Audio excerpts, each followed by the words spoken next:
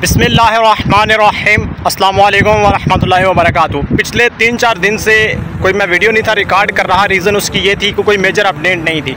तो आज की तारीख में क्या अपडेट्स हैं, ख़ासतौर पर आपके बहुत सारे सवाल आ रहे हैं कि अफनान भैया आप वीडियो क्यों नहीं बना रहे और क्या अपडेट्स चल रही हैं। मैं आपको पहले भी बता चुका हूँ कि यूएई दुबई के अंदर हर दिन के हिसाब से, हर हफ्ते के हिसाब से, हर महीने के हिसाब से कवानीन चेंज होते रहते हैं। अब ज़ाहिर है ये सारी जो बातें हैं आपको कौन बताएगा, हम लोग बताते हैं जो ऑलरेडी इधर मौजूद हैं और जिनका इस हवाले से थोड़ा सा एक्सपीरियंस है। याद रखें, यूएई मुत्तहिदा अरब इमारात के जो वीज़े हैं इस वक्त काफ़ी हद तक प्रॉब्लम्स बन चुकी हैं एक दो नेशनलिटी के साथ। जिस तरह के फर्स्ट ऑफ ऑल अगर देखा जाए तो पाकिस्तानी नेशनलिटी है, बांग्लादेशी नेशनलिटी है, इसी तरह युगांडा और 2-3 कंट्री हैं जिनके वीज़ा के हवाला से इशू चल रहा है। पाकिस्तानी वीज़ा के हवाला से आपको मैं बताता चलूँ, अगर बात की जाए इंडियंस के वीज़ा की तो सेम उनकी सूरत हाल चल रही है। उनके वीज़ाज़ काफ़ी हद तक जो है ना वो नॉर्मल है, लग रहे हैं। लेकिन पाकिस्तानी वीज़ा के हवाला से डिटेल ये है कि अभी इस टाइम आपके लिए सिर्फ यही ऑप्शन है कि आप अगर इनसाइड यूएई के अंदर हैं, किसी भी वीज़ा पर हैं, आप अगर विज़िट पर हैं तो आपका वीज़ा ट्रांसफ़र हो सकता है वर्क वीज़ा में। अगर आपके पास डिग्री अटेस्टेशन है तो आपका वीज़ा सेकंड किसी कंपनी में आपको अगर जॉब मिलती है तो ट्रांसफ़र हो सकता है।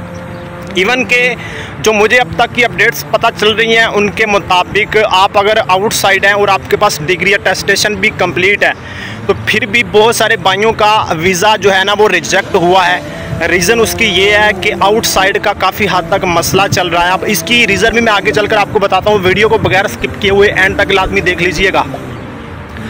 अच्छा, अब इसका मुझे पता इससे चला कि एक बंदे ने, मेरा अपना दोस्त था, उसने जो है ना फ्रीलांस वीज़ा, आज़ाद वीज़ा अप्लाई किया आउटसाइड से। हालांकि वो इधर रह के गया है, आईडी थी उसके पास, एमरस आईडी थी, काफ़ी देर पहले इससे इधर रह कर गया है, कोरोना के दिनों में वापस गया था।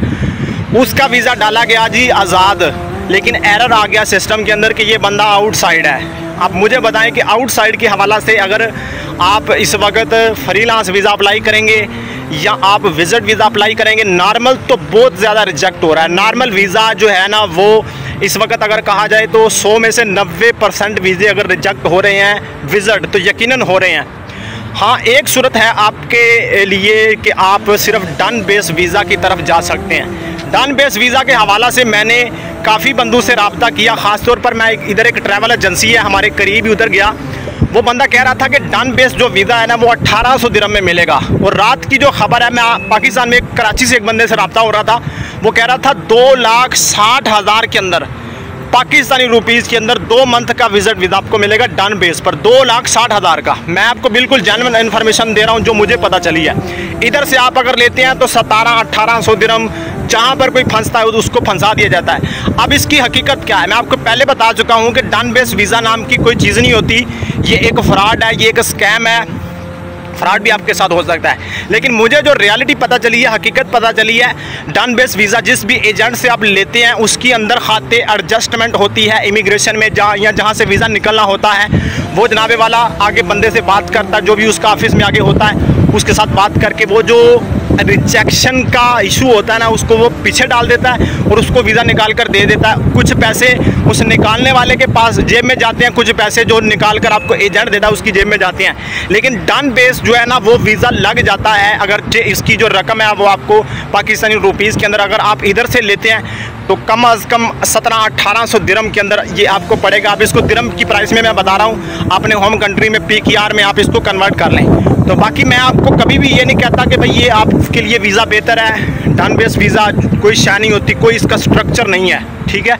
इवन के इस टाइम सूरत हाल ये चल रही है, वजह मैंने आपको बता दी कि एमनेस्टी चल रही है, आम माफ़ी का ऐलान है, अक्टूबर के एंड तक ये इसी तरह चलेगा। जितने भी वीज़ाज़ हैं, चूँकि ऑलरेडी इमिग्रेशन पर बहुत ज़्यादा बोझ है, बहुत से लोगों को फ़िल्टर आउट किया जा रहा है, कौन इधर लीगल है कौन इधर अनलीगल है, तो इन सारे लोगों को क्लियर करके फिर आगे जो नए केसेस हैं उनका फिर आगाज़ किया जाएगा।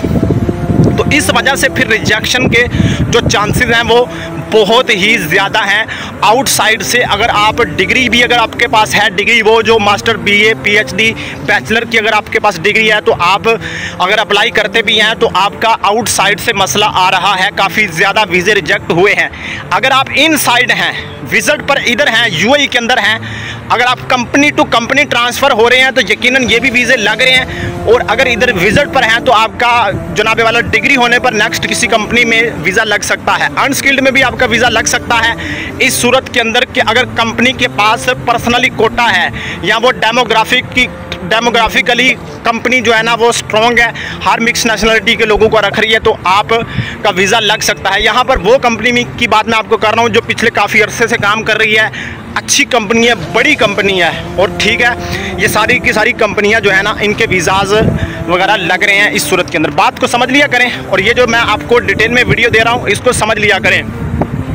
बहुत ज़्यादा रिजेक्शन के चांसेस हैं। हाँ, आपके लिए ये ऑप्शन तो है कि आप फैमिली के साथ इधर आ सकते हैं। फैमिली के साथ भी अगर आपका स्पॉन्सर इधर बैठा है तो वो आपको अगर स्पॉन्सर करता है तो आप उसके साथ आ सकते हैं। या आउटसाइड से आप फैमिली के साथ विजिट वीज़ा पर आ सकते हैं।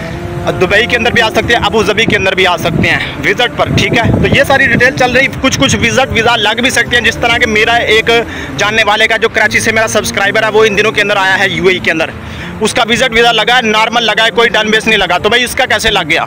ठीक है ना। तो ये सारी चीज़ें आप मेक श्योर कर लें। कोई भी वीज़ा बंद नहीं है, कोई भी वीज़ा बैन नहीं है, कोई भी मुल्क किसी मुल्क के वीज़ाज़ को बंद नहीं करता। हाँ, रिजेक्शन होती हैं। रिजेक्शन का मतलब ये नहीं है कि बैन है, बंद है। उम्मीद है मैंने जो आपको चीज़ बताई है आपके लिए अभी थोड़ा सा वेट करना आप पर लाजम है। अक्टूबर के एंड तक चूँकि एमनेस्टी चल रही है, इसके बाद अगर कुछ कहा जाए कि वीज़ा नॉर्मल हो जाए तो यकीनन होगा। ऐसा नहीं है कि टोटल तौर पर ही सबके लगने हो जाएंगे, रिजेक्शन रेट कम होगा, लेकिन वीज़ाज़ जो है ना वो लगेंगे, काफ़ी हद तक लगेंगे। लेकिन अभी तक अपडेट्स यही है कि आप अगर इनसाइड आए तो आपके लिए बेस्ट ऑप्शन है किसी भी कंपनी में। बाकी आपके लिए थोड़ा सा वेट करना ज़रूरी है। नेक्स्ट अक्टूबर के एंड तक इंशाल्लाह नॉर्मल हो जाएगा तो आप फिर इधर आ सकते हैं। उम्मीद है आज की वीडियो आपको पसंद आई होगी। नेक्स्ट वीडियो के साथ फिर मिलेंगे, तब तक के लिए अल्लाह हाफ़िज़।